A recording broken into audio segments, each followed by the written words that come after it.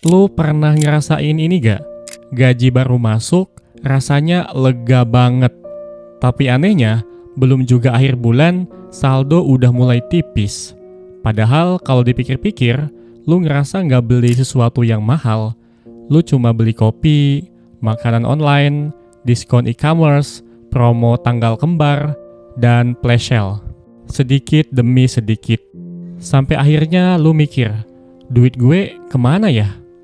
Kalau lu pernah ngalamin itu, tenang, lu nggak sendirian.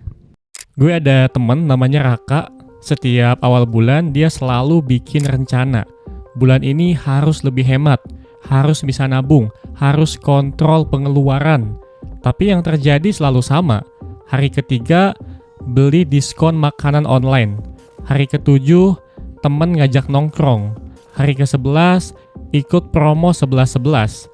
Hari ke-15, beli barang yang sebenarnya nggak terlalu butuh. Dan setiap bulan ceritanya selalu berakhir sama. Gaji gue kok habis terus ya? Masalahnya bukan karena Raka boros besar-besaran. Masalahnya adalah kebocoran kecil yang nggak terasa. Ini yang sering orang nggak sadar. Pengeluaran besar itu jarang terjadi. Yang sering terjadi justru pengeluaran kecil tapi berulang. Contohnya sederhana. Ngopi di kafe 50.000 sehari. Kelihatannya kecil, tapi kalau dihitung 50.000 kali 30 hari sama dengan 1,5 juta per bulan. Kalau dikali setahun, 18 juta rupiah. Dan itu cuma dari kopi. Belum lagi beli makanan online, ikut promo e-commerce, langganan aplikasi, dan belanja impulsif. Inilah yang disebut financial leakage atau kebocoran uang. Fenomena ini ternyata bukan cuma perasaan.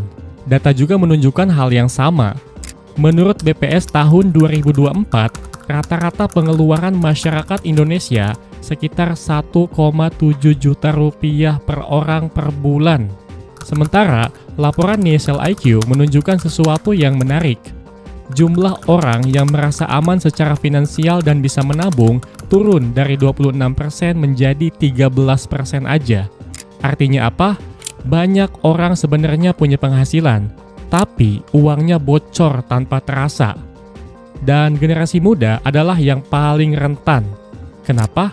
Karena kita hidup di era flash sale, gratis ongkir, promo 11-11, TikTok Shop, dan live shopping. Semua didesain supaya kita belanja lebih cepat. Di dunia ekonomi perilaku ada konsep yang menarik, namanya pain of paying. Artinya sederhana, yaitu rasa sakit ketika mengeluarkan uang. Kalau lu bayar pakai uang tunai, lu benar-benar melihat uang itu keluar dari tangan. Rasanya lebih berat. Tapi kalau pakai e-wallet atau kartu, cuma satu kali klik. Cepet, praktis, dan hampir gak kerasa. Makanya banyak penelitian menunjukkan orang cenderung belanja lebih banyak ketika menggunakan pembayaran digital. Karena rasa kehilangan uangnya tidak terasa. Dan disinilah metode amplop bekerja. Ada yang namanya sistem metode amplop. Metode ini sebenarnya sederhana banget. Prinsipnya cuma satu, pisahkan uang berdasarkan kategori pengeluaran. Bukan satu saldo besar, tapi beberapa amplop.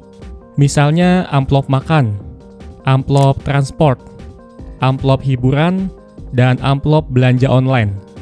Setiap amplop punya batas uangnya sendiri. Contoh sederhananya kayak gini. Misalnya gaji lu 5 juta rupiah. Lu bisa bikin amplop seperti ini. Makan 1,5 juta, transport 700.000, hiburan 500.000, dan belanja online 300.000. Sisanya bisa untuk bayar tagihan, tabungan, dan dana darurat. Aturannya cuma satu, kalau uang di amplop sudah habis, berarti berhenti. Gak boleh ambil dari amplop lain. Cara nerapin strategi ini gampang banget. Oke, sekarang kita bikin versi yang gampang banget buat dipraktekin sekarang juga. Langkah pertama, cek pengeluaran 1 bulan terakhir. Lihat kategori yang paling sering bikin uang bocor. Biasanya makan di luar, belanja online, nongkrong, dan uang transport. Langkah kedua, tentukan batas uang untuk setiap kategori.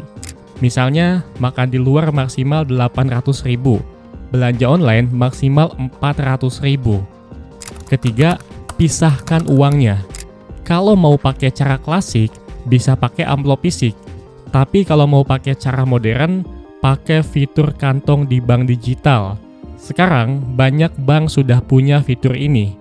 Langkah keempat yaitu disiplin satu aturan. Kalau amplop kosong, berarti selesai. Tunggu bulan depan. Kenapa metode ini efektif? Metode ini bekerja karena dua hal. Pertama, uangnya punya batas yang jelas. Bukan satu saldo besar yang bikin kita ngerasa uang kita masih banyak. Kedua, setiap pengeluaran jadi lebih terasa. Lu jadi sadar, oh, uang hiburan gue tinggal sedikit. Kesadaran ini bikin lu lebih hati-hati saat belanja. Selanjutnya, apa risiko kalau pengeluaran tidak dikontrol? Kalau kebiasaan belanja ini dibiarkan, biasanya ada satu pintu yang terbuka, yaitu pay later. Data OJK menunjukkan penggunaan pay later melonjak dari 4,6 juta kontrak menjadi hampir 80 juta kontrak dalam beberapa tahun. Masalahnya pay later menciptakan ilusi. Barang mahal terasa murah karena dicicil sedikit-sedikit. Padahal sebenarnya kita sedang memakai uang dari masa yang akan datang. Balik lagi ke cerita Raka tadi. Setelah berbulan-bulan merasa uangnya selalu habis, dia akhirnya mencoba satu hal sederhana. Dia mulai membagi uangnya ke beberapa kategori.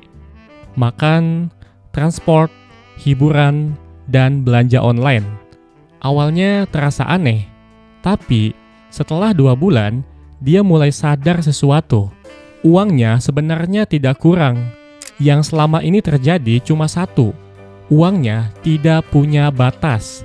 Dan ketika setiap rupiah punya tempatnya sendiri, pengeluaran mulai terkendali.